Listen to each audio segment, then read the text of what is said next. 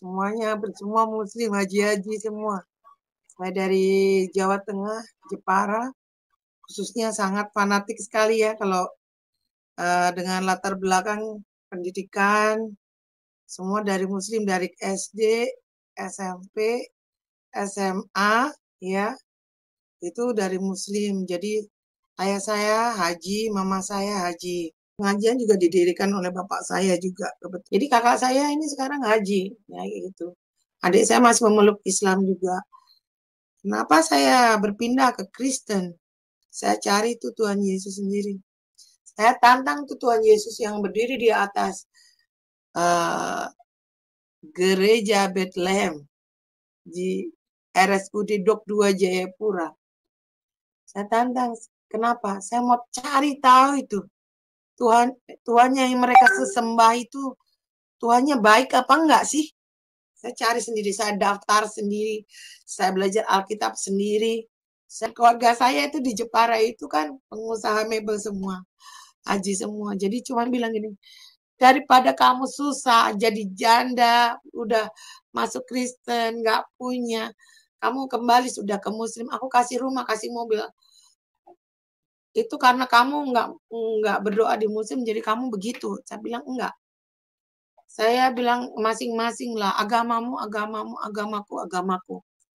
Jadi saya bilang apa? Tuhanku kaya. Barang apa yang kita tinggalkan Tuhan akan ganti baru. Mukjizat akan datang seperti yang dikatakan di firman ya dan amin. Keturunan Israel akan bermegah. Dan itu memang terjadi. Bermegahnya apa? Aku sudah nggak ngurusin anakku untuk biayain sekolah, dapat beasiswa full scholarship untuk ke luar negeri. Tanpa uang sepeser pun aku bayar. Jadi itu udah memperingan saya.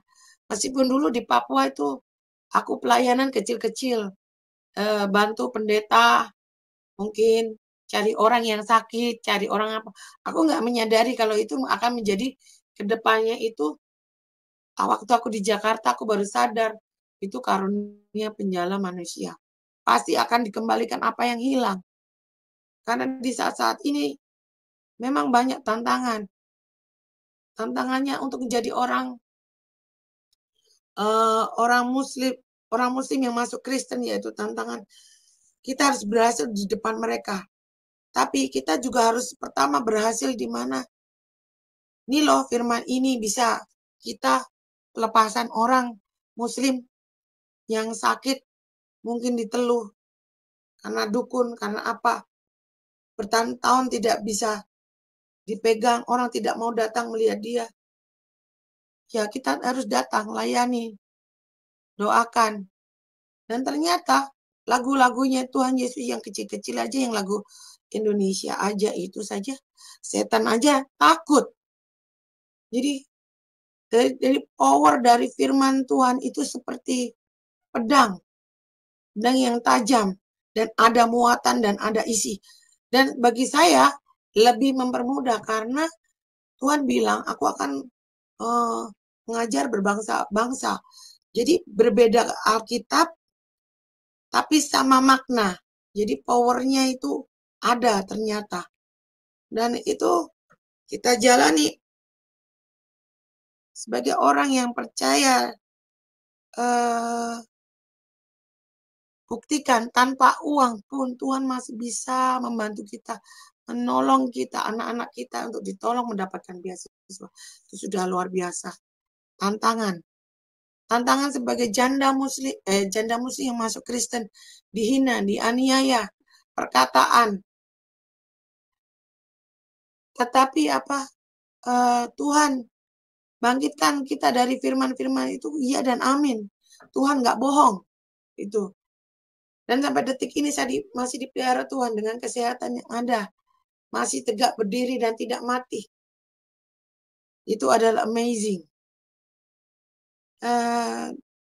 Memang tantangannya berbeda. Dulu di Papua dengan segala keberadaan saya bisa menolong orang. Membantu orang-orang Papua itu. Bisa aja saya tidur di rumah distrik. Bisa saja saya datang ke rumah orang Muslim yang sakit. Istrinya juga nggak tahu, saya bisa datang ke rumah itu. Atau ke orang-orang yang sudah bimbang dan ragu untuk melayani Tuhan sampai saya sudah datang depan pintu. Seharusnya saya bukan datang ke tempat itu, jadi bisa datang ke tempat itu. Dan saya bilang, Tuhan tidak izinkan kau pergi dari tempat ini karena kamu akan dipakai Tuhan untuk melayani jemaat ini. Dan itu memang betul adanya, saya punya omongan itu. Jadi restorasi orang yang hilang kepercayaan, kepancing oleh iblis itu, semua dikembalikan kepada tracknya yang ada yang Tuhan mau. Yang tidak punya makanan, minuman, mereka ketakutan, itu saya bantu dengan uang sendiri. Jadi saya pelayanan itu tidak pakai uang gereja, uang pribadi. Uang kecil-kecil saya yang saya dapat mungkin dari sulam alis, dari mungkin keuntungan bisnis makanan kecil-kecil atau apapun itu. Ada uang saya berikan kepada mereka dengan tulus ikhlas. Jadi mereka selalu bilang, kamu orang baik. Tidak, saya itu hanya media yang dipakai Tuhan untuk merestorasi mereka, untuk kembali ke jalan Tuhan, di mana mereka yang hilang, itu tempat yang mereka sembunyi pun saya bisa mencari mereka. Tempat yang ditahan dengan banyak security pun Tuhan bisa terobos. Kadang teman-temanku tidak tahu aku punya pelayanan seperti itu. Tapi Tuhan pernah janji waktu di Papua, nanti akan ada pelayanan internasional. Tapi kita di dalam mobil itu tidak ada namanya yang bisa ngomong bahasa Inggris. Jadi waktu pertama saya datang ke Jakarta itu, saya tidak tahu cara nge-grab.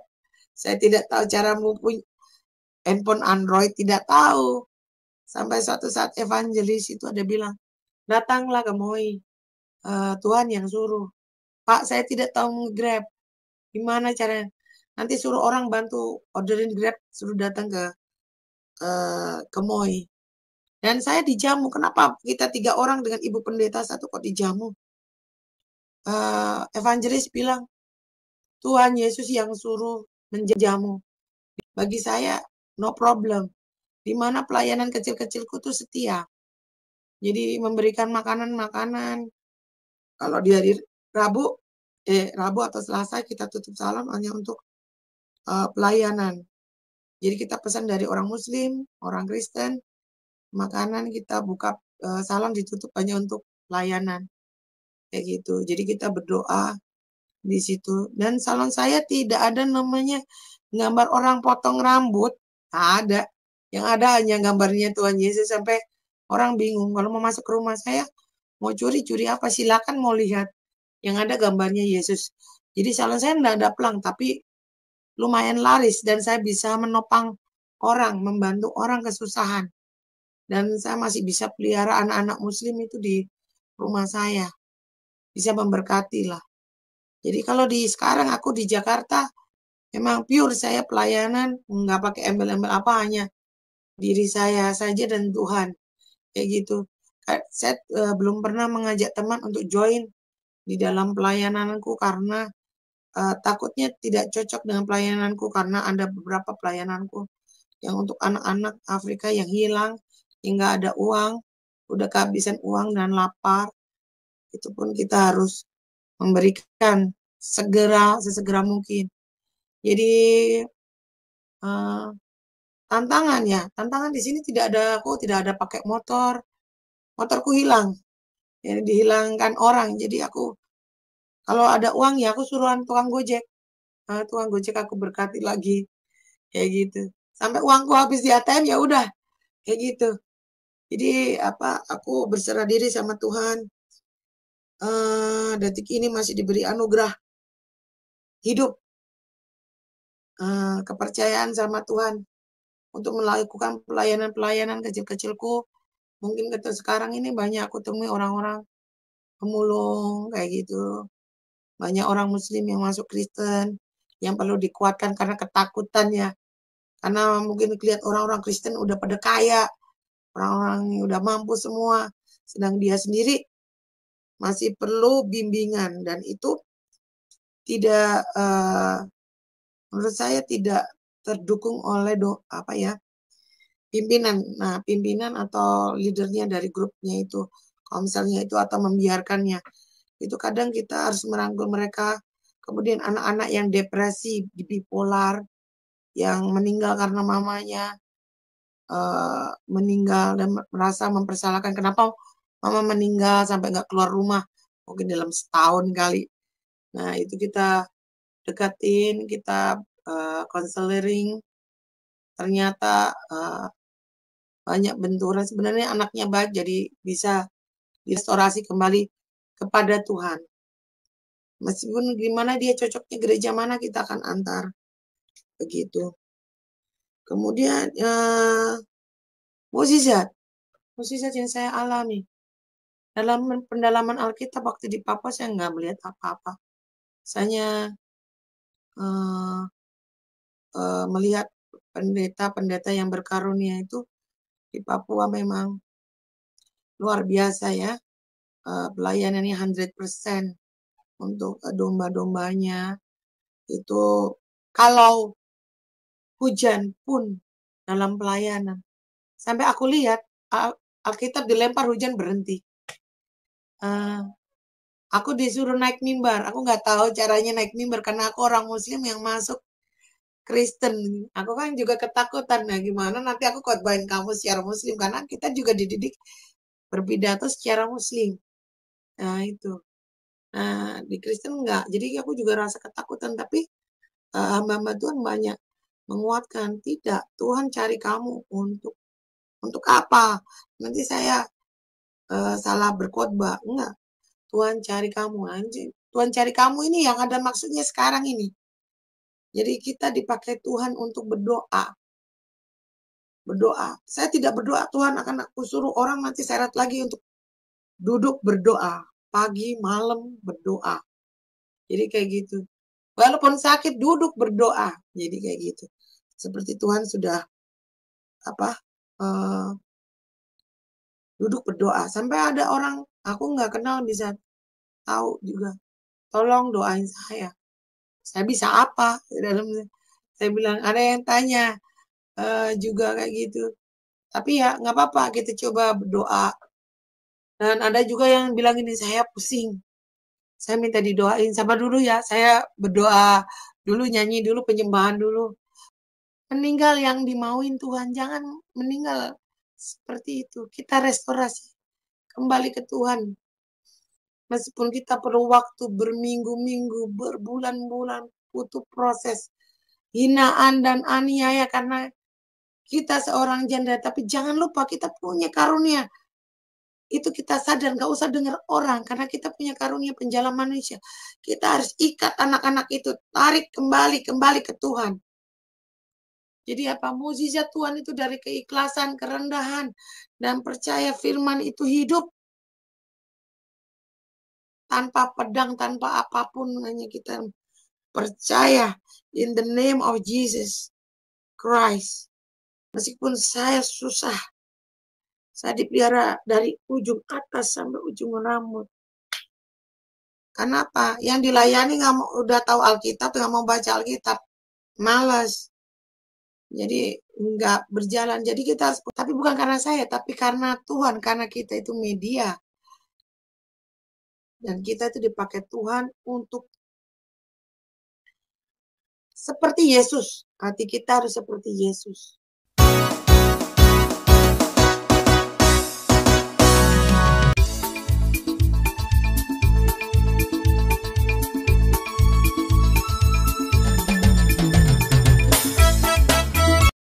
Jangan bimbang, jangan takut, percaya saja bahwa Tuhan Yesus tidak akan membiarkan dan meninggalkan kita. Haleluya, puji Tuhan. Bagaimana kabar saudara hari ini? Kami berdoa saudara selalu dalam keadaan yang sehat dan diberkati oleh Tuhan. Terima kasih bagi Bapak, Ibu, Saudara-saudari yang sudah dan terus mendukung pelayanan kami di channel ini. Jangan lupa, bagikan terus tayangan-tayangan kami kepada sekalian banyak orang, supaya mereka juga diberkati oleh Tuhan. Dengan membagi-bagikan tayangan kami di channel ini, saudara telah turut bersama-sama dengan kami di dalam menjalankan tugas dan seruan Tuhan Yesus mengenai pelayanan penginjilan. Beritakanlah Injil ke segala makhluk, ke segala bangsa, ke segala manusia, supaya setiap orang yang percaya bertobat, dibaptis, dan diselamatkan. Baik, kali ini kita akan saudara, bersama-sama kami akan menyaksikan sebuah tayangan yang luar biasa, tayangan dari orang-orang yang mengenal Tuhan. Bagaimana ada orang-orang yang merupakan anak-anak dari penceramah-penceramah agama, dari tokoh-tokoh agama, para alim ulama yang bukan Kristen, kemudian mereka percaya kepada Yesus. Hal itu menggemparkan karena Tuhan Yesus telah bekerja dengan luar biasa mulai hari ini dan sampai selama-lamanya. Saudaraku, mari bersama-sama kami kita saksikan tayangan berikut ini. Shalom, saya latar belakang dari keluarga Muslim. Semuanya semua Muslim, haji-haji semua. Saya dari Jawa Tengah, Jepara, khususnya sangat fanatik sekali ya kalau dengan latar belakang pendidikan, semua dari Muslim, dari SD, SMP, SMA, ya, itu dari Muslim. Jadi ayah saya haji, mama saya haji juga. Jadi kita tiap hari sembahyang 5 kali sehari ya. Itu di luar lagi ada sembahyang lagi namanya sholat duha, ada lagi yang sholat malam, sholat tahajud, di mana itu ya apa namanya lebih ke sekitar jam 12 ya, tengah malam kayak gitu. Jadi sekolah kita juga pakai hijab ya, pakai hijab. Dulu kan hijabnya segitiga. Tapi ayah saya tuh nggak terlalu apa ya, harus pakai kayak gitu karena orang NU ya, termasuk orang NU, dan kita ada kebiasaan juga sama seperti kebaktian kayak gitu, tapi untuk orang Muslim pengajian ya. Pengajian juga didirikan oleh bapak saya juga kebetulan kayak gitu. Jadi latar belakang saya backgroundnya kalau sekolah saya SMA ya, SMP SMA itu aja saya masih kalau dari sholat subuh selesai makan, sholat duha lagi tuh saya masih pegang apa ya, kalau orang Jawa bilang wiridan. Wiridan tuh baca tasbih. Jadi satu tasbih itu ada seperti kalung ya. Kalungnya ada manik-maniknya itu 99 nama Tuhan. Nama yang terbaik dari Tuhan. Allah ya, jadi kayak gitu. Jadi saya bisa baca sampai ribuan ya. Bisa duduk, ada ruangan saya khusus untuk berdoa sendiri. Meskipun saya anak nomor 2 itu ada ruangan tidur sendiri, ruang itu berdoa sendiri. Jadi apa namanya dikhususkan kebetulan karena bapak saya ya punya rumah banyak waktu itu ya, jadi sendiri-sendiri, jadi begitu. Jadi latar belakang papa mama saya Muslim. Kalau mama saya itu Muslim tapi Muslim kejawen. Kalau bapak saya Muslim tok-tok, tapi dia masih apa berpikiran terbuka, open minded kayak gitu, open minded kayak gitu. Jadi orang Jawa, tapi pikirannya terbuka banget tentang apa modernisasi. Dan bapak saya juga pernah ya sering bawa pulang dari luar negeri kayaknya buku-buku tentang Yesus. Saya lihat tuh waktu kecil itu bukunya, aku nggak ngerti itu Yesus, nggak ngerti. Karena aku lihatnya cuman gambar-gambarnya itu, magazinnya itu, gambarnya tuh Tuhan Yesus diangkat, terus ada malaikat-malaikatnya, terus ada lagi apa namanya orang berkumpul di bawahnya Yesus waktu pengangkatan kayak gitu. Jadi saya belajar di Muslim itu apa namanya belajar ngaji, belajar berkumpul, bagaimana apa namanya berorganisasi, kemudian belajar tauhid, Taurat, terus fikih, terus apa ya fikih, terus belajar sejarah Muslim juga. Jadi apa namanya memang agak berat karena itu dari bahasa Arab ya, kita harus tahu translatornya atau terjemahannya di bahasa Indonesia. Itu pun kalau ada, kalau nggak ada juga harus belajar. Jadi agak ribet juga kalau kita nih anak-anak masih muda gitu, kalau nggak terlalu hafal, nggak bisa ngerti juga. Jadi tiap hari saya kalau sholat utama itu berdoa, itu 5 waktu, tapi selesai ada namanya yang namanya eh, namanya memakai tasbih. Tasbih itu 99 nama Tuhan. Jadi ada kata nama Tuhan yang harus dibaca mungkin 121 kali, ada yang dibaca harus 1000 kali, dan itu pun harus tuntas. Kadang nggak sampai tuntas pun, saya pakai mobil dijemput pun sampai turun mobil harus selesaikan itu. Jadi memang ada kemarahan yang sangat berat ya dari keluarga mungkin ya, karena berpaling kayak gitu, mencintai Tuhan yang lain. Karena sama aja di Kristen juga di Muslim tidak ada Allah lain selain diriku. Nah, itu seperti itu. Jadi latar belakang background saya keluarga yang Muslim yang sangat taat. Jadi kakak saya ini sekarang ngaji, ya kayak gitu. Adik saya masih memeluk Islam juga, kayak gitu. Jadi latar belakangnya kita nih sekolah Muslim, jadi belajarnya fikih, Alkitab, dan fikih, tauhid. Tapi juga ada mempelajari namanya Isa. Nabi Isa itu ya Yesus itu. Mempelajari ada kitab yang terakhir yaitu kitab Injil.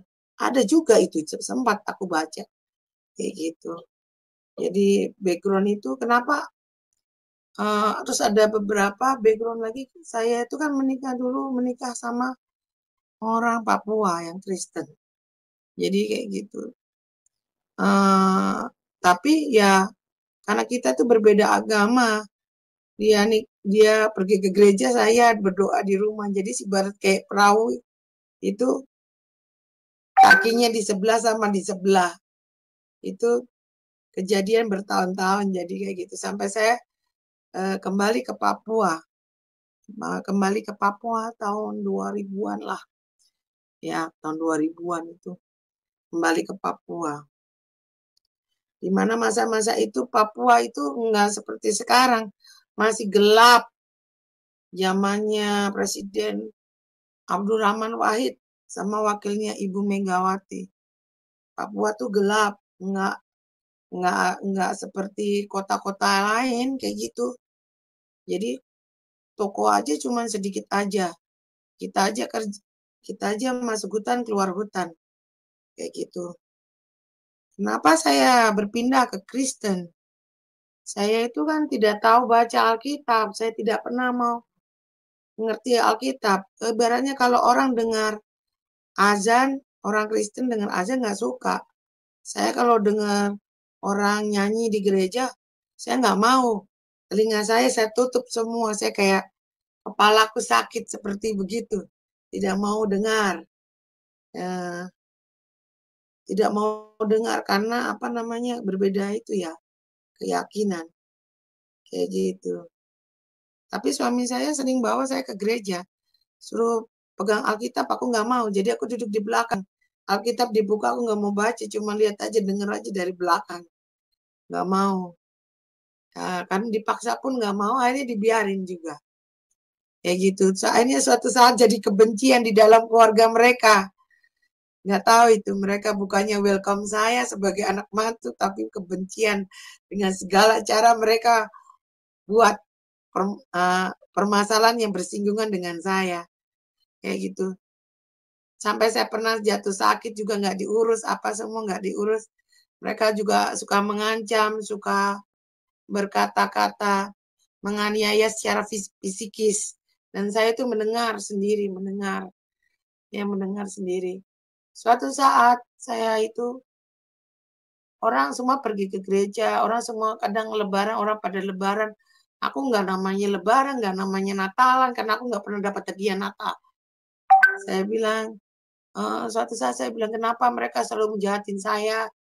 Mertua saya berbuat jahat terus-terus. Selalu apa yang saya bikin selalu dipersalahkan tiap hari, nggak malam, pagi. Sedangkan orang tua saya saja menerima anaknya yang dengan kekurangan tidak punya. Welcome to family. Tapi apa yang terjadi? Mereka sangat terbalik sekali. Jadi ada beberapa keluarga Papua kalau dapat anak perempuan orang Indonesia rambut lurus, mereka bersukacita, mungkin bisa kuliahkan, sekolahkan. Baik, tapi di keluarga ini kebalik. Saya diancam, dianiaya, apalagi punya anak perempuan saja, tidak punya anak lagi. Nah, itu jadi masalah besar yang di dalam keluarga mereka. Jadi kenapa berpindah ke Kristen? Karena masalah di dalam keluarga ini sudah sangat terlalu berat. Memfitnah, adik-adiknya suka memfitnah semua-semuanya. Jadi saya dibiarin, saya supaya dikasih pakai baju compang-camping. Padahal saya dari keluarga kaya. Kalau papa mama saya lihat saya pakai baju kayak gitu dengan dianggap seperti itu, memang mungkin semua orang tua bilang pulang, pulang lama kan nggak pulang, pulang ke Jawa kayak gitu. Tapi yang terjadi saya tantang itu mereka ini kakak iparku ini majelis. Katanya majelis itu aku juga nggak ngerti, seharusnya berbuat baik ya pada sesama.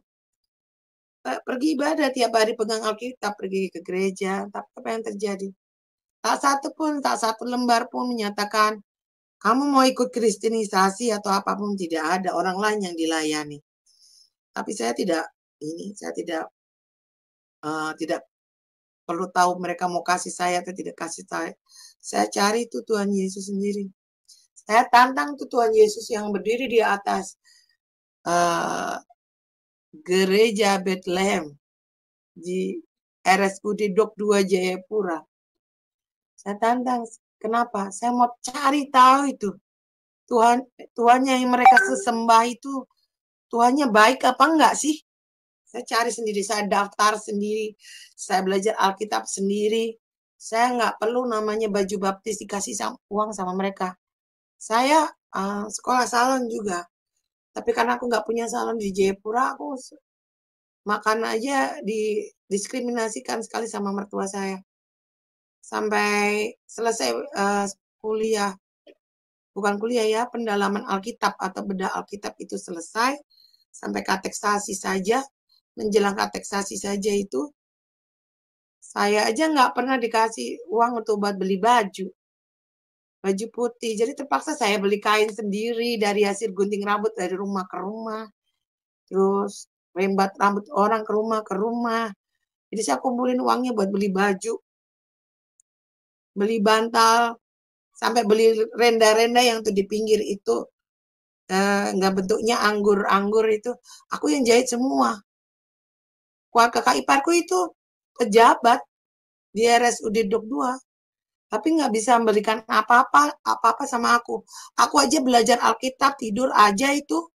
Aku tidur aja di atas septic tank yang ditutup sama semen. Aku tidur di situ tuh bertahun-tahun.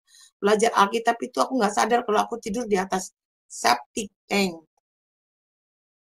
Sampai suatu saat aku selesai dibaptis itu, Tuhan bukakan pintu rezeki untuk suami saya untuk mendapatkan jabatan.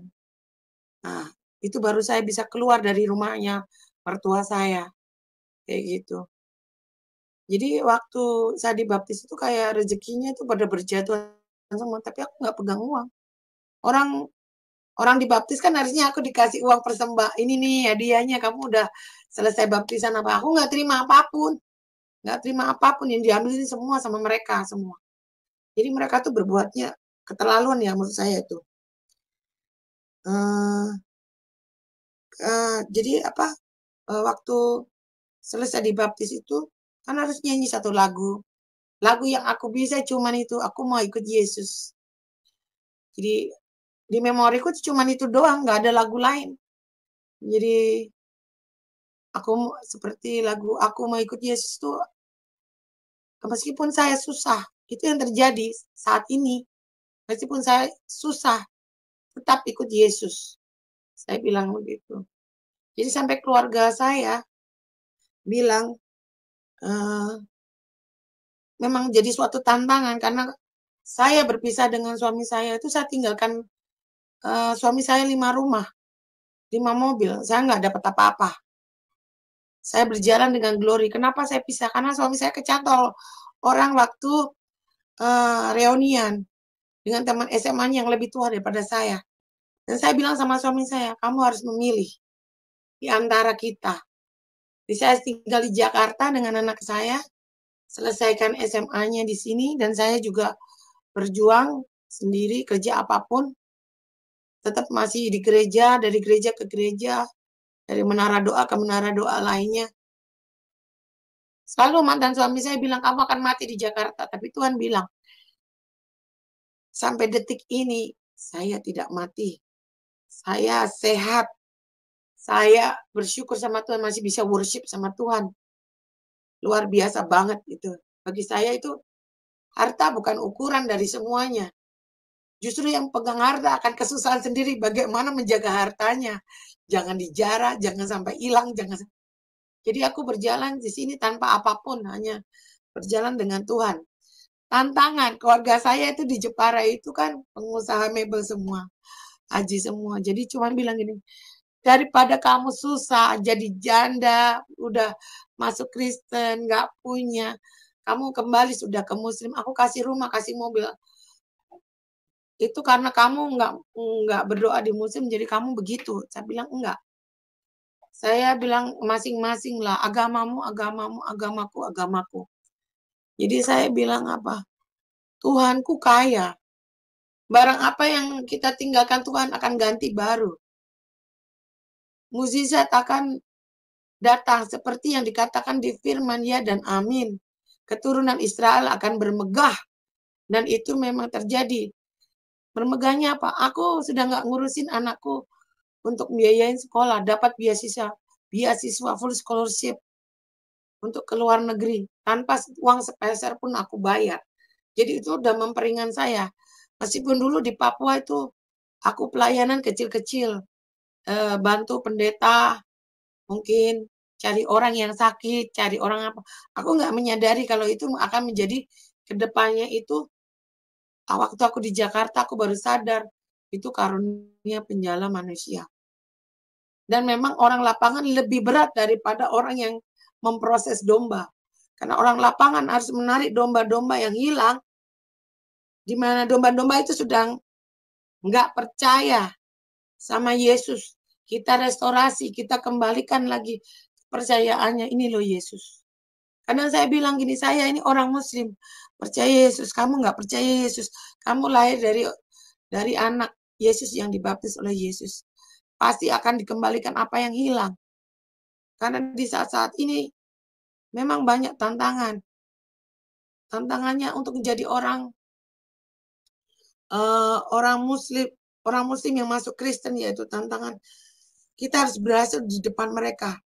Tapi kita juga harus pertama berhasil di mana ini loh firman ini bisa kita pelepasan orang Muslim yang sakit mungkin diteluh karena dukun, karena apa, bertahun-tahun tidak bisa dipegang, orang tidak mau datang melihat dia. Ya kita harus datang, layani, doakan. Dan ternyata lagu-lagunya Tuhan Yesus yang kecil-kecil aja, yang lagu Indonesia aja itu saja, setan aja takut. Jadi dari power dari firman Tuhan itu seperti pedang yang tajam, dan ada muatan dan ada isi. Dan bagi saya lebih mempermudah karena Tuhan bilang, aku akan mengajar berbangsa-bangsa. Jadi berbeda Alkitab, tapi sama makna. Jadi powernya itu ada ternyata. Dan itu kita jalani sebagai orang yang percaya. Buktikan tanpa uang pun Tuhan masih bisa membantu kita, menolong kita, anak-anak kita untuk ditolong mendapatkan beasiswa. Itu sudah luar biasa. Tantangan sebagai janda muslim yang masuk Kristen, dihina, dianiaya, perkataan.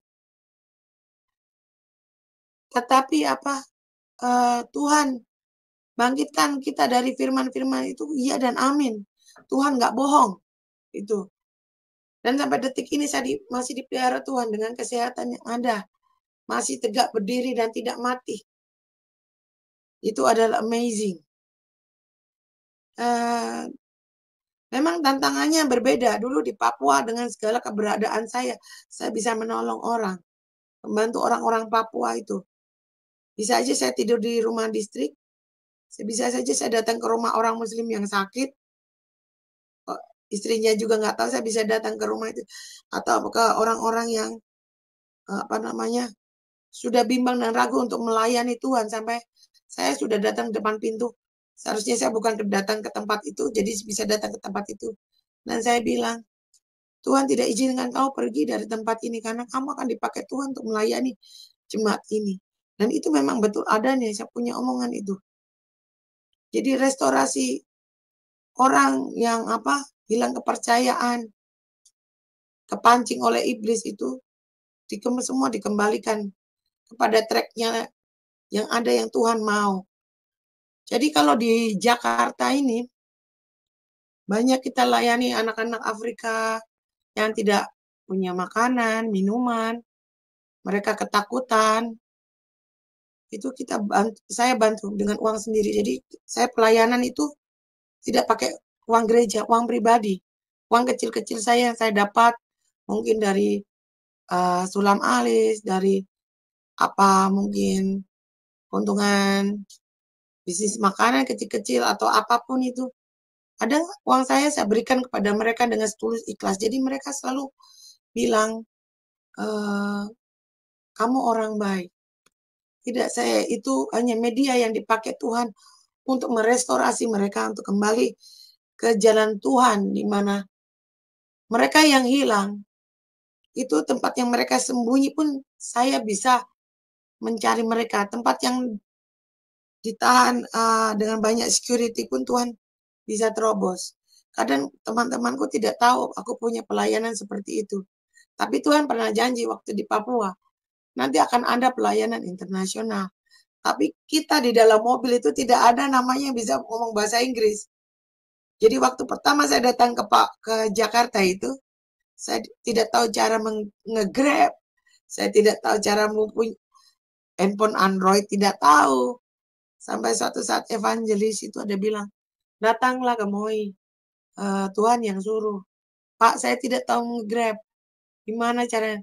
Nanti suruh orang bantu orderin Grab, suruh datang ke Moi. Dan saya dijamu. Kenapa kita 3 orang dengan ibu pendeta 1 kok dijamu?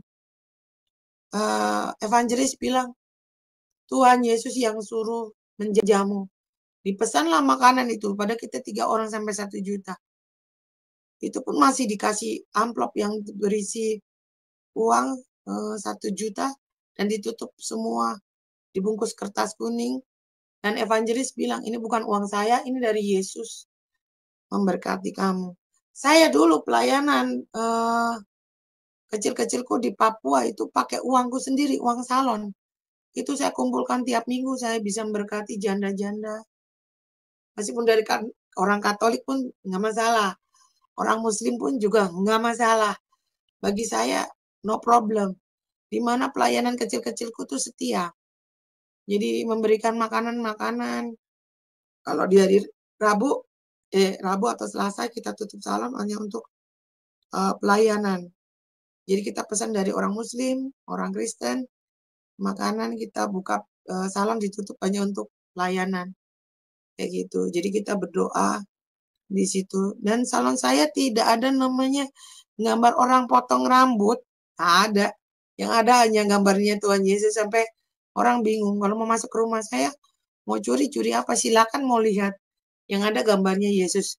Jadi salon saya enggak ada pelang, tapi lumayan laris dan saya bisa menopang orang, membantu orang kesusahan. Dan saya masih bisa pelihara anak-anak muslim itu di rumah saya. Bisa memberkati lah. Jadi kalau sekarang aku di Jakarta, memang pure saya pelayanan, nggak pakai embel-embel apa, hanya diri saya saja dan Tuhan. Kayak gitu. Saya belum pernah mengajak teman untuk join di dalam pelayananku karena takutnya tidak cocok dengan pelayananku, karena ada beberapa pelayananku yang untuk anak-anak Afrika yang hilang, yang nggak ada uang, udah kehabisan uang dan lapar. Itu pun kita harus memberikan sesegera mungkin. Jadi tantangan di sini aku tidak ada pakai motorku hilang, jadi dihilangkan orang. Jadi aku kalau ada uang ya aku suruhan tukang gojek, tukang gojek aku berkati lagi, kayak gitu. Sampai uangku habis di ATM ya udah, kayak gitu. Jadi aku berserah diri sama Tuhan. Detik ini masih diberi anugerah hidup, kepercayaan sama Tuhan untuk melakukan pelayanan kecil-kecilku. Mungkin sekarang ini banyak aku temui orang-orang pemulung kayak gitu. Banyak orang muslim yang masuk Kristen yang perlu dikuatkan karena ketakutan ya. Karena mungkin lihat orang-orang Kristen udah pada kaya, orang-orang yang udah mampu semua, sedang dia sendiri masih perlu bimbingan, dan itu tidak menurut saya tidak terdukung oleh pimpinan. Nah, pimpinan atau leadernya dari grupnya itu, kalau misalnya itu atau membiarkannya, itu kadang kita harus merangkul mereka.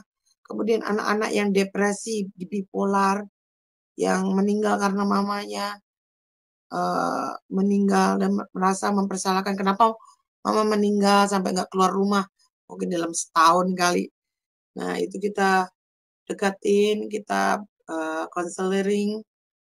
Ternyata banyak benturan. Sebenarnya anaknya baik, jadi bisa direstorasi kembali kepada Tuhan. Meskipun gimana dia cocoknya gereja mana, kita akan antar. Begitu. Kemudian mukjizat yang saya alami dalam pendalaman Alkitab waktu di Papua, saya nggak melihat apa-apa. Saya melihat pendeta-pendeta yang berkarunia itu di Papua memang luar biasa ya. Pelayanannya 100% untuk domba-dombanya. Itu kalau hujan pun dalam pelayanan, sampai aku lihat Alkitab dilempar hujan berhenti. Aku disuruh naik mimbar. Aku nggak tahu caranya naik mimbar karena aku orang Muslim yang masuk Kristen. Aku kan juga ketakutan. Nah, gimana nanti aku khotbahin kamu secara Muslim, karena kita juga dididik berpidato secara Muslim. Nah, itu. Nah, di Kristen enggak. Jadi aku juga rasa ketakutan, tapi hamba-hamba Tuhan banyak menguatkan. Tidak, Tuhan cari kamu untuk apa? Nanti saya salah berkhotbah. Enggak. Tuhan cari kamu, anjing. Tuhan cari kamu ini yang ada maksudnya sekarang ini. Jadi kita dipakai Tuhan untuk berdoa. Berdoa. Saya tidak berdoa, Tuhan akan aku suruh orang nanti syarat lagi untuk duduk berdoa. Pagi, malam berdoa. Jadi kayak gitu. Walaupun sakit, duduk berdoa. Jadi kayak gitu. Seperti Tuhan sudah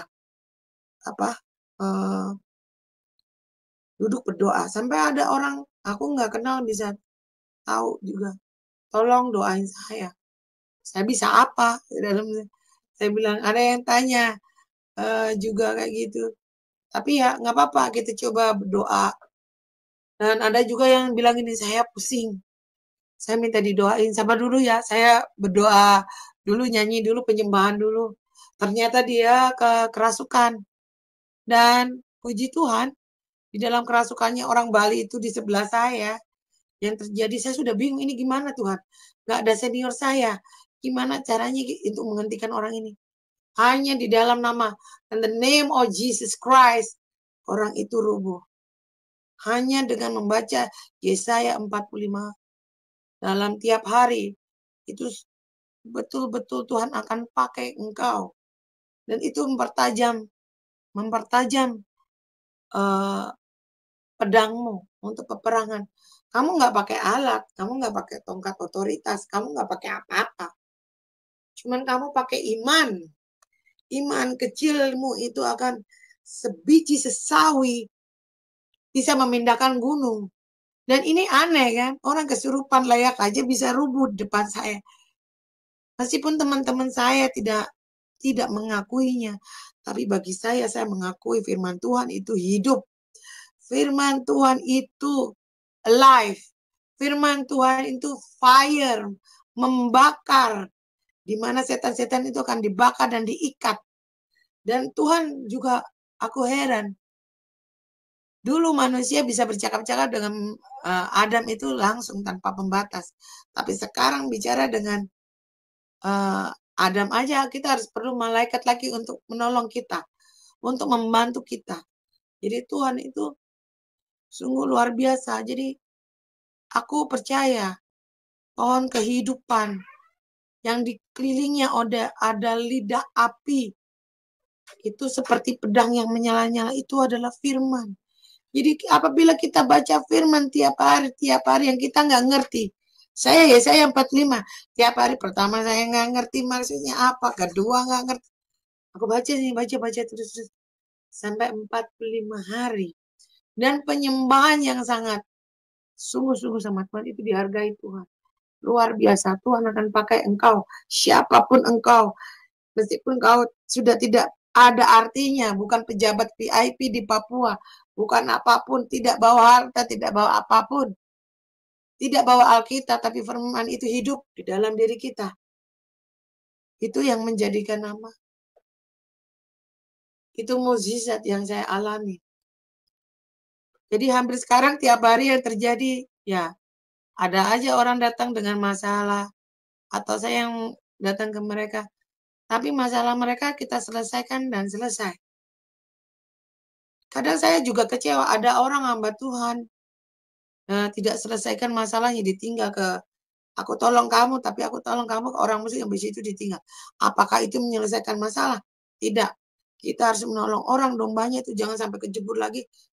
Tolonglah dia pelan-pelan sampai 100%. Meskipun uangmu habis, meskipun bahan makananmu habis, meskipun apapun motormu hilang, mobilmu hilang, hartamu hilang, pelayanan kepada domba itu luar biasa. Kita dihargai Tuhan. Karena aku percaya Tuhan bilang apa? Tuhan lebih dulu melayani kita. Jadi kita harus melayani orang lain juga. Kalau aku ini sudah umur 43 tahun. Jadi Tuhan, pakailah aku untuk melayani engkau. Tidak di dalam gereja pun tidak apa-apa. Di luar pun tidak apa-apa. Kasihlah senyuman pada orang-orang yang teraniaya dan tertindas. Jadi memang aku sekarang masih dalam pergumulan pelayananku. Memang butuh sekali bantuan untuk mobilitas, pelayanan.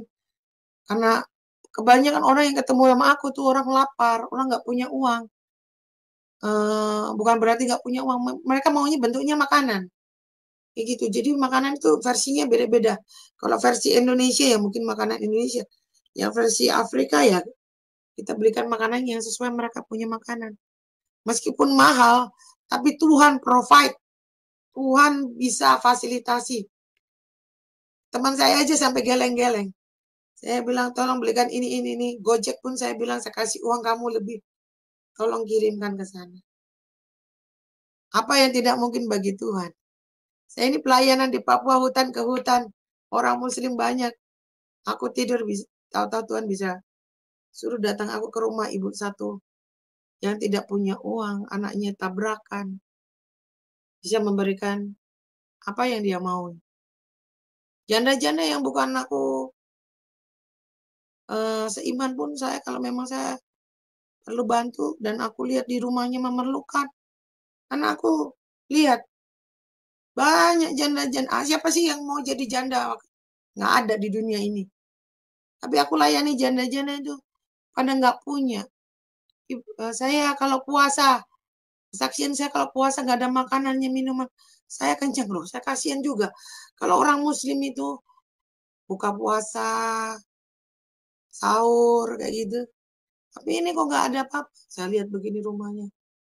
Nggak ada makanan, rice cookernya nunggu anaknya selesai. Jadi apa yang mereka perlukan aku lengkapi. Mau kompor, mau televisi. Butuh handphone untuk pelayanan. Uangku semua aku kasih untuk dia. Nggak apa-apa.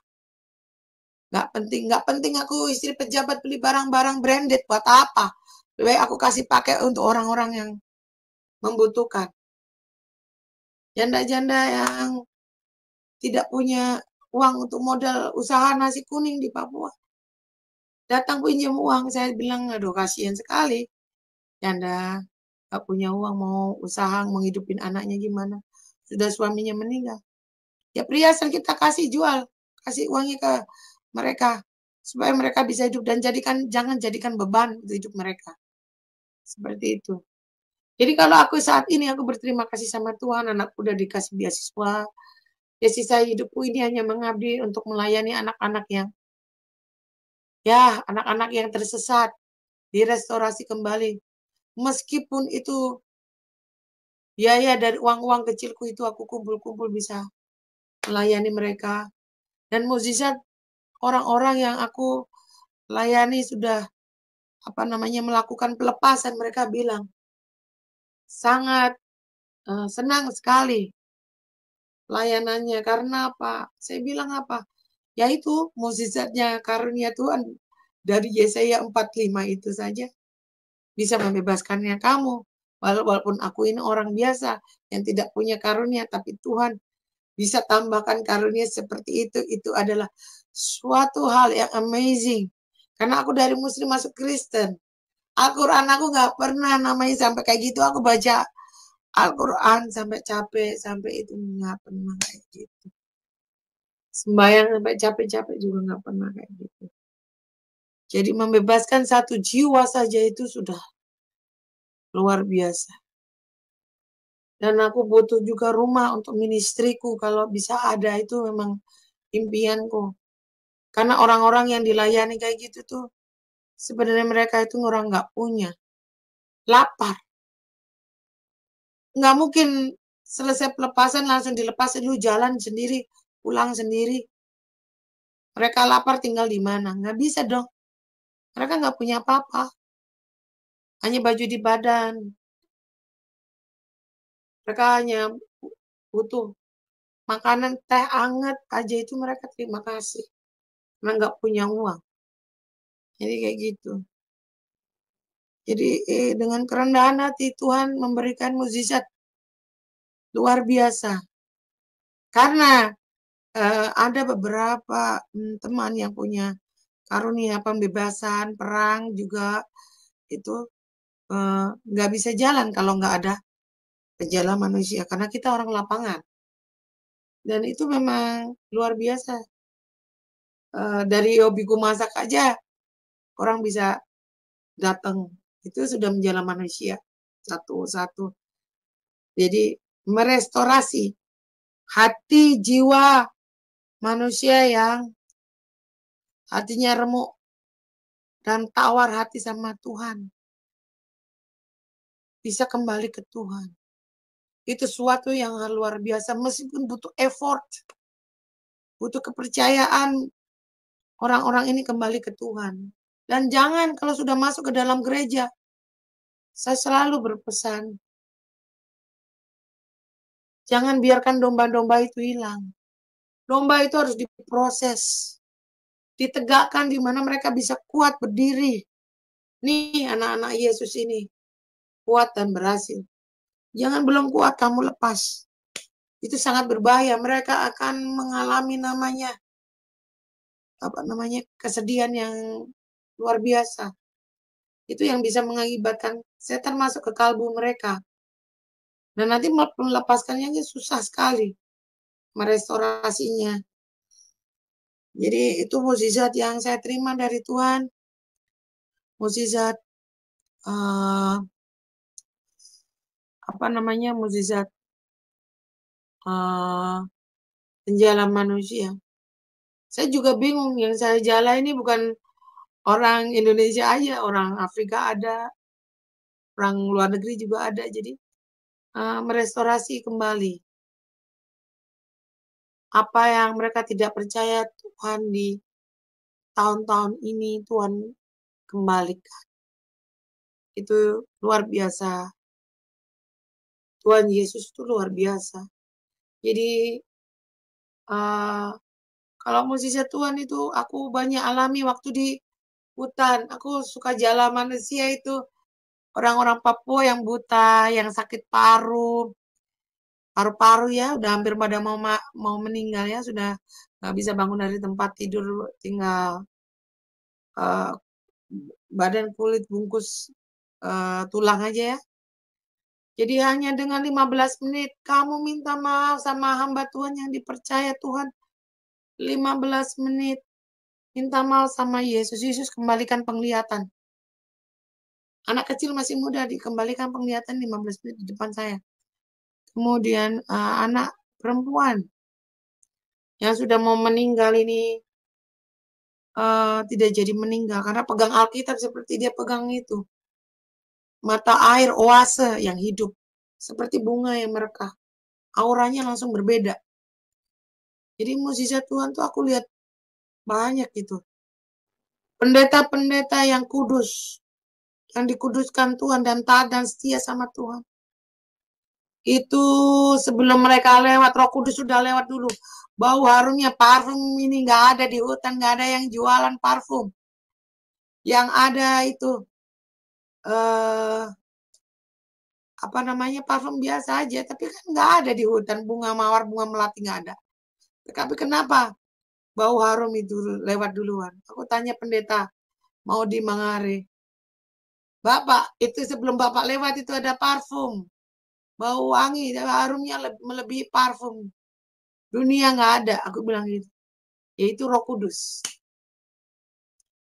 Jadi Holy Spirit, Roh Kudus itu amazing. Luar biasa. Sebelum pelayanan dia udah jalan duluan. Dan orang berkhotbah pun di atas mimbar yang jelek saja, itu energinya besar adanya ya dan amin.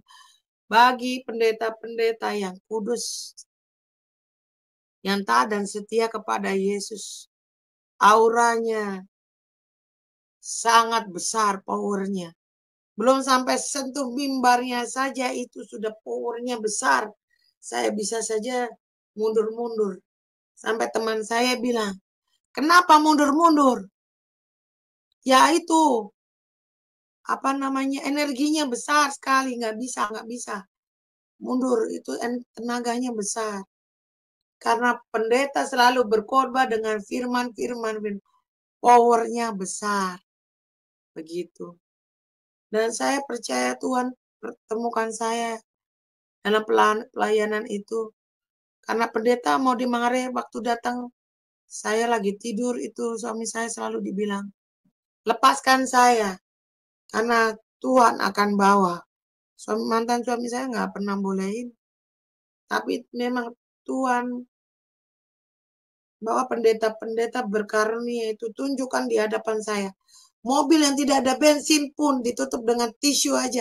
Bisa berjalan dari pedalaman sampai Jayapura 12 jam. In the name of Jesus. Mobil berjalan. Luar biasa. Jadi mukjizat Tuhan itu banyak saya alami di hutan, di lembah, dimanapun. Sampai Mutadara pun. Karena saya kecapean pelayanan pun. Tuhan, bebaskan aku menjadi manusia baru. Dengan airnya, dengan didoakan secara nama Kristus. Tuhan yang hidup, Tuhan yang alive. Tuhan yang amazing. Itulah Tuhan Yesus. Keluarga tuku banyak mencemooh kembali ke Muslim. Karena kamu sekarang ini kamu janda, nggak punya apa-apa kamu. Jalan begitu saja. Aku kasih rumah, aku kasih mobil. Saya bilang, janganlah jual ini glorinya Tuhan. Hanya karena kebendaan. Saya bilang, agamamu, agamaku. Jadi aku selalu nasihat mereka belajar menghormati satu sama lain berbeda agama. Toh saya juga doain orang Muslim banyak yang berhasil dan mereka melihat dan auranya Tuhan Yesus, doanya Kristus itu auranya tuh 100% clear, kristal murni. Air saja itu bisa bersinar meskipun kita tarik ke atas, air biasa bisa jadi nama seperti lampu yang terang, dan itu jadi penyembuh bagi orang-orang yang nggak punya uang. Bukan orang kaya yang kita layani, orang yang nggak punya. Dan mereka kan merasakan damai sejahtera. Sampai nenek-nenek pun kita pegang. Saya mau pulang ke Yesus setelah dikasih minum. Anaknya nggak mau dengar, saya yang dengar sendiri. Jadi itu mukjizat Tuhan yang saya alami, yaitu penjara manusia. Dan saya berdoa, mampukan saya menolong mereka, melepaskan mereka dari belenggu setan, belenggu iblis yang menahan mereka, yang mengikat mereka, dilepaskan dengan firman Tuhan. Jadi aku berjalan sama Yesus meskipun aku menderita, meskipun aku nggak punya apa-apa. Tuhan perlengkapi. Mukjizat. Apapun yang terjadi di dalam saya perjalanan saya, mukjizat. Saya tidak ada air minum, tidak ada tempat tinggal. Orang bisa, mari datang ke sini. Ini ada air di waktu yang tepat. Saya berdoa, saya butuh air. Bisa aja orang hamba Tuhan datang lagi membawa air kepada saya. Semua tercukupi, semua akan terlengkapi, semua akan diperlengkapi oleh Tuhan. Itu firman-Nya ya, yang iya dan amin. Aku pernah kena firman Tuhan, orang yang percaya jubahnya Yesus ditarik, itu akan selamat. Saya pernah pendarahan, tapi Tuhan tidak tinggalkan saya mati. Saya bisa operasi dan saya lihat kemuliaan Tuhan, saya bangun. Dalam tidur saya lihat terang, beneran. Itulah mukjizat Tuhan. Itu terima kasih sama Yesus.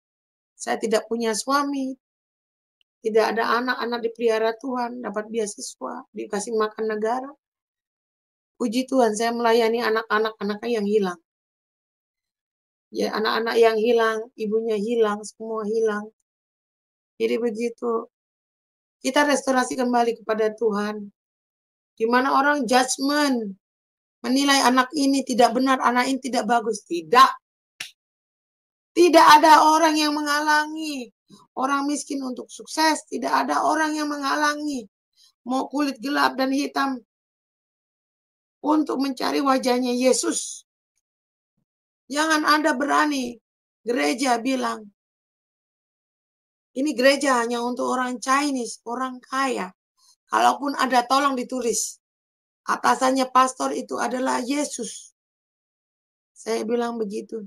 Jadi jangan ada diskriminasi. Banyak sekali aku lihat di YouTube, gereja-gereja Afrika membuka diri. Orang-orang Afrika yang cacat, tidak normal. Pastor buka, terima. Tidak, jangan seperti menganaktirikan dia karena dia hitam, dia dari Papua, dari Afrika, dari mana. Saya tidak mau. Saya melayani semua. Belas kasihan Yesus. Ada. Tuhan akan menjawab setiap mereka punya persoalan. Dengan keuangan yang sangat minimal pun. Kita berjuang supaya gimana? Memecahkan mereka masalah. Supaya mereka menjadi orang. Saya tidak mengambil keuntungan dari mereka. Tapi saya merestorasi, mengembalikan. Ada yang mau bunuh diri juga. Ya, ini fungsinya penjala manusia ini. Kok ya ada, saya bisa ketemu orang yang mau bunuh diri, mau lompat dari apartemen atau apapun itu. Saya bilang, meninggal yang dimauin Tuhan, jangan meninggal seperti itu. Kita restorasi, kembali ke Tuhan. Meskipun kita perlu waktu berminggu-minggu, berbulan-bulan, butuh proses hinaan dan aniaya karena kita seorang janda. Tapi jangan lupa kita punya karunia. Itu kita sadar, gak usah dengar orang, karena kita punya karunia penjala manusia. Kita harus ikat anak-anak itu, tarik kembali ke Tuhan. Di mana Tuhan buat anak saya jadi orang, dan saya mau anak-anak itu menjadi orang juga. Itu suatu luar biasa, suatu panggilan di sisa hidup saya ini. Meskipun saya susah, meskipun saya menderita,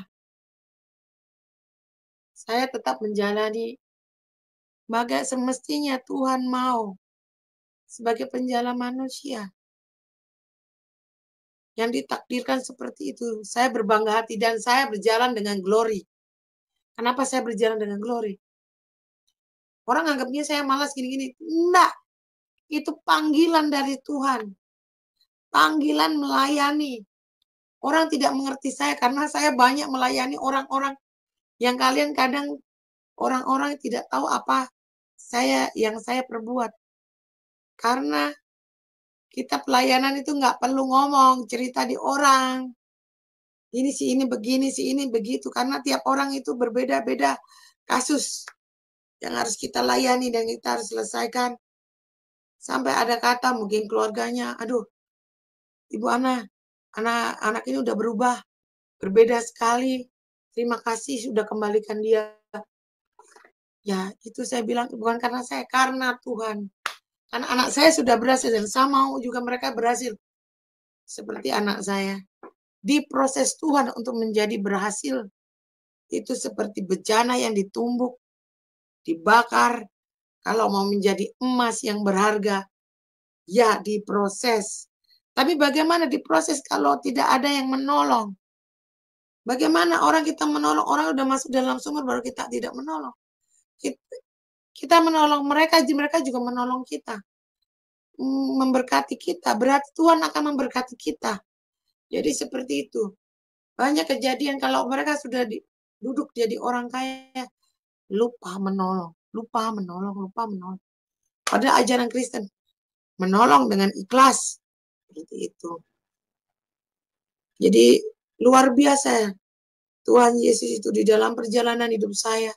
Semua diperlengkapi. Saya tidak membeli. Saya tidak perlu yang saya tidak punya. Motor hilang, ada aja teman mau kemana. Saya bantu dengan ikhlas. Bahkan tadi pagi saja sama masih ada yang bilang, Ibu di mana? Saya jemput Ibu dari stasiun kereta untuk pulang ke rumah. Pelayanan. Karena mereka lapar, saya bantu. Nggak ada uang, Ibu. Anak saya sakit. Kita gelontorkan uang. Meskipun kecil tetap berarti. Tidak perlu tunggu gereja. Tidak perlu tunggu orang lain. Tolong ini, tolong itu. Tuhan yang menolong. ATM akan dibantu Tuhan. Kita pelayan pokoknya seikhlasnya yang apa yang bisa kita lakukan. Yang kecil-kecil kita lakukan. Jadi hidup saya ini hari-hari sudah berpasrah sama Tuhan saja. Tuhan pakai saya, Tuhan. Pelayanan yang ada saja. Kita masih dipelihara, apalagi pelayanan besar. Terpeliharalah kita. Tapi saya mau juga begini. Domba-domba saya keluar dari permasalahannya. Dan dipelihara Tuhan. Dan dijawab semua persoalan mereka. Dan tidak ditinggalkan oleh Tuhan. Ini masih di dalam pergumulan. Proses. Tapi saya tidak menyerah. Kalau saya diberkati Tuhan, pasti akan berkati mereka. Menolong mereka. Berapa ratus juta pun kita tolong. Kalau memang ada sekuat tenaga kita. Kita mau tunggu gereja. Terlalu lama. Domba sudah tenggelam di dalam laut. Baru mau kita tolong. Matilah. Itu yang terjadi. Jadi kalau prinsip saya, tolonglah sebisa mereka mungkin. Jangan biarkan mereka hidup, bimbang, dan ragu. Itu ada Alkitab.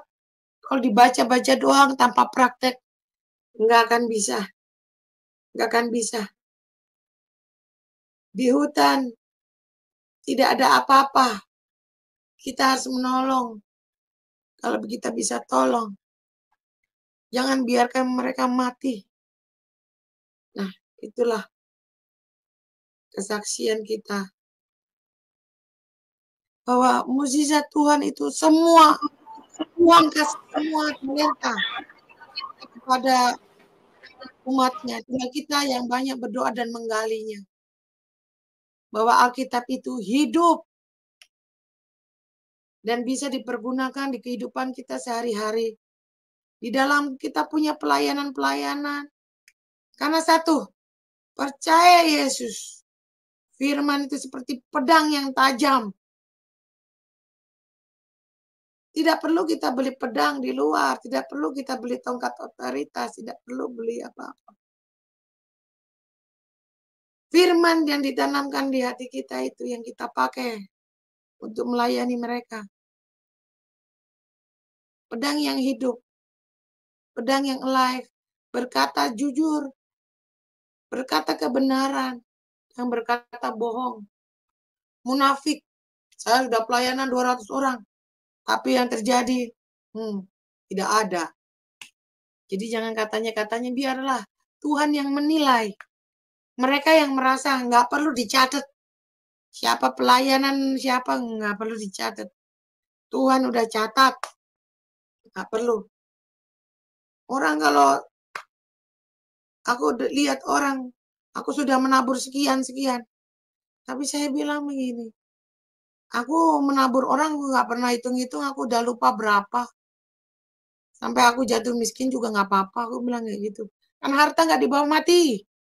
Itu papa saya selalu bilang, harta tidak dibawa mati. Kayak gitu.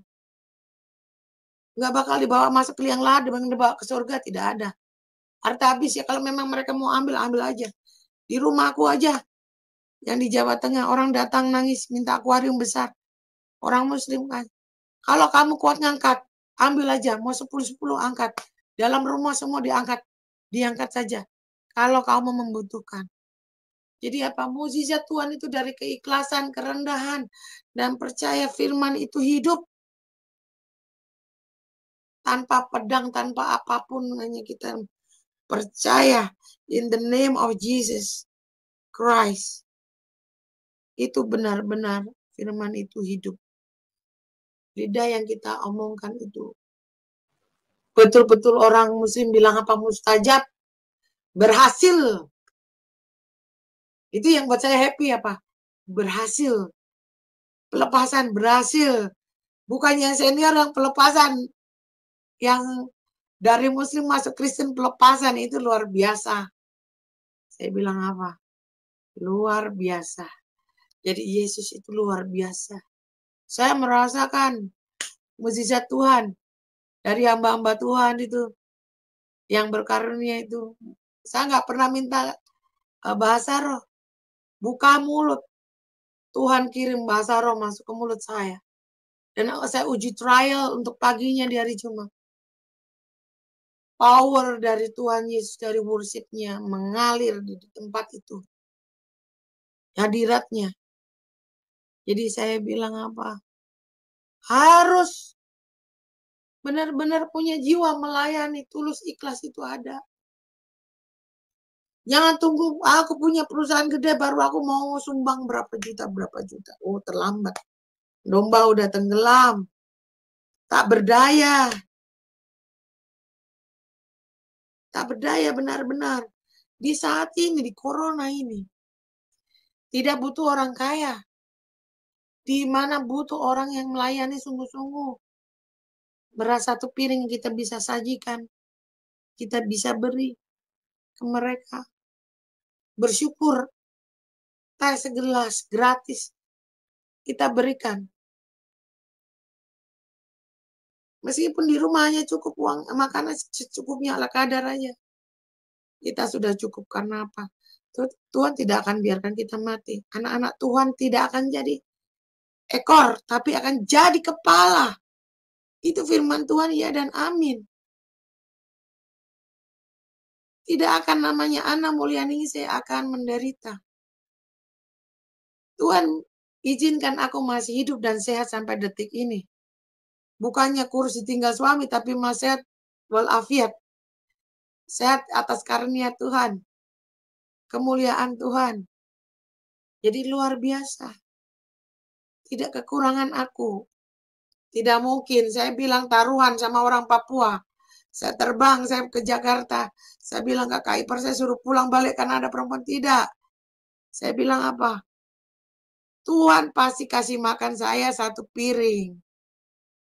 Tuhan bisa sanggup kasih makan umatnya ribuan, ratusan, jutaan. Satu piring bagi orang muslim tidak bisa. Bisa. Itu. dan dikenyangkan, dan kita masih bisa memberkati orang-orang lain. Saya itu janda tapi bisa berkati orang-orang Afrika. Layanan internasionalku itu luar biasa. Restorasinya luar biasa. Yang tidak percaya, yang tawar sama Yesus dikembalikan. Karena mereka Tuhan maunya anak-anak itu kembali menjadi pasukan-pasukan Tuhan yang luar biasa. Seharusnya seumur saya itu malu untuk pelayanan, tapi saya enggak. Saya lebih suka pelayanan. Saya suka menyapa orang.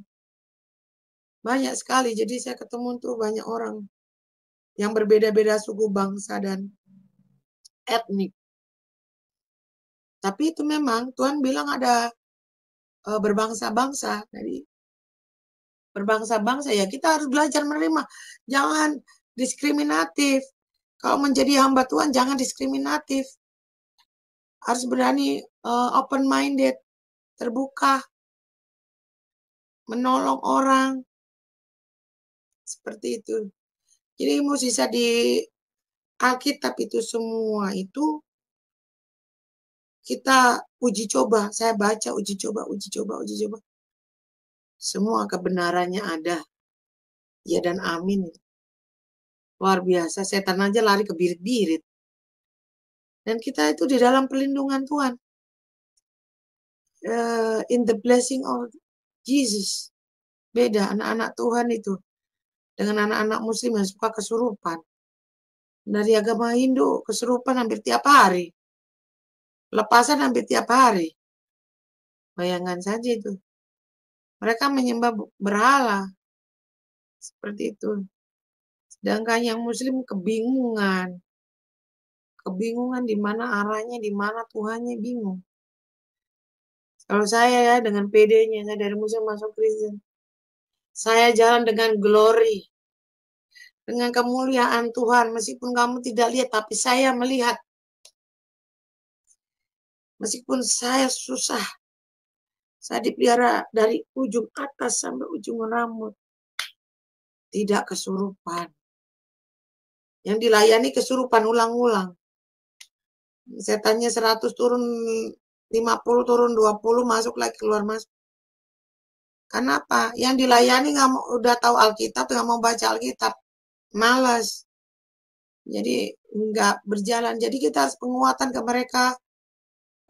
Mungkin ada donatur-donatur yang mau membelikan Alkitab Inggris dalam bahasa Inggris itu banyak kita berikan ke teman-teman. Kita beli di online kadang, berikan ke mereka. Mungkin Alkitab teman-teman yang lain nggak punya, yang dari muslim itu ada banyak. Jadi kita ini bersaksi seperti taruhan. Saya orang muslim bisa hidup sampai sekarang itu kasih karunia Tuhan. Dan berbangga hati itu karena Tuhan. Kayak gitu. Orang bingung juga akan saya hidup sampai sekarang. Tapi saya kan jalan dengan Tuhan. Jadi luar biasa. Orang bilang harus kurus badannya. Wah, kalau kurus badannya nanti dikira masuk Kristen ini tidak makmur. Lah, itulah luar biasanya Tuhan. Tanpa harta pun, tanpa apapun. Tuhan pelihara kita. Aku selalu tekankan ke anak-anak itu. Aku selalu telepon ke mereka, teman-teman pelayanan yang domba-domba yang terhilang, tersesat. Di kota besar ini, Bapak Ibu kalau mau tahu, saya itu dikasih masuk Tuhan untuk kayak mencari mereka, intuisi mencari ini, anak-anak yang terhilang dari yang Indonesia, yang dari luar negeri. Banyak. Karena kemampuan bahasa Inggrisku dikasih sama Tuhan waktu pertama masuk sini. Welcome to Jakarta. Jadi saya tuh pelayanan kayak gitu seperti itu waktu di Papua. Waktu saya jadi istrinya kepala distrik. Jadi banyak yang datang ke saya itu orang semua berkeluh kesah. Kesusahan mereka, apanya mereka. Mau bayar sekolah nggak bisa, apa yang nggak bisa. Jadi saya selalu tuh kadang nolong pakai uang pribadi, saya nggak bilang suami saya. Seperti itu. Akhirnya ya itu kebiasaan. Jadi apa itu, suka nolong. Tapi emang dari muslim, bapak mamaku juga suka menolong ya. Suka menolong, jadi selalu bilang harus baik, harus suka menolong. Jadi kayak gitu, saya nggak mau pusing harta. Harta itu kan titipan ya dari Tuhan. Seperti itu. Jadi itulah kemuliaan Tuhan. Jadi kalau saya lagi berdoa itu sekitar jam 3 4 harusnya saya tidur nyenyak. Jadi bisa saya bangun sendiri. Bisa kalau dekat tempat ibadahnya bisa aja saya naik motor atau apa, saya langsung ibadah di situ, bayangkan. Seperti magnet, seperti kecanduan. Menyembah tata Tuhan di pagi hari itu seperti magnet.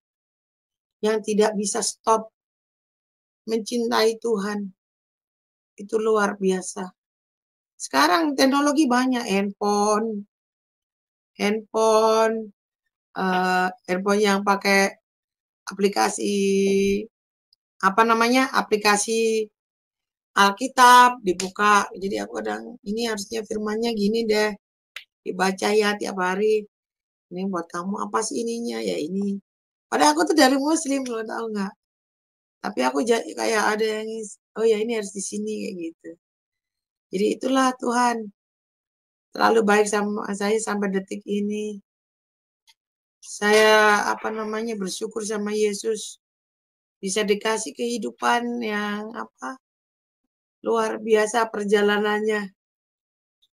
Ini pelayanan tidak berhenti di sini, mungkin sampai titik akhir saya menghembuskan napas terakhir baru pelayanan habis. Saya bermimpi ingin punya ministry supaya saya sekolah lagi pendeta teologi ya, karena saya harus mendalami lagi. Jadi doakan saya apa yang saya perlukan untuk melayani mereka lebih cepat. Saya butuhkan mungkin motor atau mobil atau rumah, apapun itu akan dikelola untuk pelayanan, untuk menolong mereka yang terlantar. Karena saya banyak ketemu mereka yang terlantar, nggak punya makanan, nggak punya apa-apa, telepon, tolong bantu saya. Tuh, tolong bantu saya. Apakah kita menolak? Apakah kita tutup pintu? Apakah itu gereja ditulis hanya gerejanya orang tertentu? Tidak boleh. Itu gerejanya Yesus. Saya selalu ngomong itu gerejanya Yesus. Jadi boleh masuklah. Jadi pelayanan saya hari demi hari ini kebanyakan pelayanan saya tuh ketemu orang-orang yang berbeda-beda. Jadi bukan like ketemu satu grup gitu, tidak. Jadi kita ketemunya itu per kasus. Jadi anak-anak itu lahirnya dari Muslim, ada juga yang dari Kristen. Jadi kita ketemu masalah anak-anak itu dari per kasus atau perorangan, di mana satu masalah dombanya satu diberikan Tuhan, ini harus diselesaikan. Satu diselesaikan. Apa problemnya? Seperti itu. Kalau problemnya butuh didoakan, ya kita doakan. Tapi kalau problemnya dia butuh penguatan, di mana gerejanya yang dulu tidak cocok, kita pindahkan gereja yang cocok. Kita kan harus pengenalan. Itu nggak mudah, harus belajar bangunkan mereka pagi. Mungkin pergi, ajak mereka ke sana. Meskipun nggak ada makanan, gimana kita selalu, oh ya ini ada makanan untuk mereka. Jadi dia merasa, oh ya aku tuh diorangkan. Seperti itu. Jadi saya memang bercita-cita ingin punya ministry. Jadi ministry itu tempat doa juga, di mana tempat mereka shelter, seperti home shelter. Di mana menaungi anak-anak itu. Nggak tahu juga anak-anak itu kadang kalau ketemu saya merasa nyaman ya. Malah rasa nyaman di mana kalau sudah merasa nyaman, oke, kembali baik. Kita mungkin mau ketemu sama orang tuanya, kita antar ketemu orang tuanya, kita kembalikan lagi ke orang tua. Kalau ada yang punya orang tua. Tapi kalau mereka sebatang kara di Jakarta ini, ya kita menolong dengan apa penguatan, penghiburan, di mana mereka akan pasti mendapatkan mungkin tempat kerja yang baik, kayak gitu. Jadi kalau saya itu bekerja, ladang bekerja itu kebanyakan sekarang banyak seperti konselor mereka, menolong mereka, memecahkan satu masalah demi masalah yang seperti benang rumit bundet yang terlingkar-lingkar, yang tidak terselesaikan kita selesaikan. Mungkin orang sebulan bisa kerja dapat 6 juta, 5 juta. Kita nggak dapat apa-apa. Karena apa? Kita uang keluar juga untuk menolong mereka, menyelamatkan mereka, mengembalikan mereka, kepercayaan mereka bahwa mereka itu bukan anak-anak yang tidak berguna, tapi anak-anak yang berharga. Yang anak-anak yang perlu dipelihara oleh Yesus. Bayangkan saja, sampai ada yang saya temuin itu bajunya sampai rusak-rusak, hancur. Tidur di baju-baju kotor semua. Ibarat orang kaya ini, sebenarnya anak orang kaya. Kenapa dibiarkan begini? Karena apa? Kejiwaan mereka itu sudah dipenuhi roh-roh yang setan-setan jahat itu. Jadi kita harus tolong mereka, keluarkan mereka apa yang mereka mau. Oh, mereka punya ide, punya apa. Oh, sebenarnya seperti cemerlang. Jadi mengembalikan restorasi lagi, kembali ke gereja lagi. Jadi tidak jadi akar kepahitan. Bahwa di gereja ada solusi, di gereja ada kehidupan. Semua itu solusi akan diberikan Tuhan tepat pada waktunya. Sama seperti saya juga, semua tepat pada waktunya. Saya membutuhkan tempat tinggal, ada saja yang memberikan tempat tinggal. Ada saja yang saya butuh air minum, ada saja orang datang memberikan saya air minum. Saya tidak kenal. Jadi Tuhan itu memfasilitasi, memperlengkapi. Jadi nggak mudah. Jadi hamba Tuhan itu nggak mudah. Perlu pelayanan, pengorbanan, hati, mendengarkan. Kalau kesah mereka. Kalau musisi itu ya dan amin. Kita orang muslim masuk Kristen, berdoa terus. Yang terjadi Tuhan turunkan. Kita bisa pelepasan. Nah, itu. Tapi bukan karena saya, tapi karena Tuhan. Karena kita itu media. Dan kita itu dipakai Tuhan untuk seperti Yesus. Hati kita harus seperti Yesus.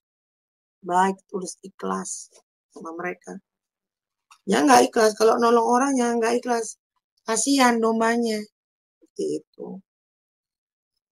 Jadi sekian. Terima kasih. Tuhan Yesus memberkati di setiap pelayanan saya dan teman-teman semua. Andai tolan diberkati dengan kesaksian saya. Tuhan akan memberikan berlimpah-limpah dan semangat berjalan dengan Yesus, victory Yesus, glory of Jesus. Haleluya, amin. The kingdom is the righteousness of Jesus. In the name of Jesus. Haleluya. Haleluya. Salam damai dan sejahtera dari kasih Tuhan kita Yesus Kristus. Saudaraku, kami sangat bersyukur dapat terus hadir untuk menjadi berkat bagi saudara-saudara sekalian. Oleh kemurahan dan kasih Tuhan, pelayanan kami telah diberkati Tuhan lewat pemerintahan setempat telah memberikan sebidang tanah kepada kami, jemaat, untuk didirikan sebuah bangunan gereja. Kami sangat berterima kasih kepada Tuhan karena kemurahan-Nya yang telah menggerakkan hati pemerintah setempat untuk menghibahkan sebidang tanah. Saudaraku, kami akan segera membangun bangunan gereja di tanah yang telah dihibahkan pemerintah. Itu sebabnya untuk mewujudkan pembangunan gereja bagi jemaat, kami mohon apabila saudara-saudari, Bapak Ibu tergerak untuk membantu kami, maka Bapak Ibu dapat menyalurkan bantuan lewat nomor rekening BCA 82955300649 atau di rekening BRI 51710161070503. Setiap bantuan Bapak Ibu Saudara-saudari akan sangat berguna untuk pembangunan gedung gereja bagi jemaat kami. Saudara-saudara, pengorbanan saudara, kami ucapkan banyak-banyak terima kasih dan Tuhan Yesus memberkati. Saudara, pembangunan gedung gereja yang rencananya akan segera dibangun pada tahun 2024 ini beralamat di Kelurahan Paniki 1, Kecamatan Mapanget, Kota Manado, Provinsi Sulawesi Utara, lingkungan 5. Terima kasih, Tuhan Yesus memberkati kita semua. Puji Tuhan, saudara sudah menyaksikan tayangan ini dan doa kami saudara diberkati oleh Tuhan. Tetaplah terus terhubung dengan kami dalam pelayanan di channel ini. Doa kami saudara diberkati Tuhan di awal tahun 2024 ini. Berjalanlah bersama Yesus, karena bersama Yesus kita akan meraih kemenangan dan meraih kesuksesan. Tuhan memberkati kita semua.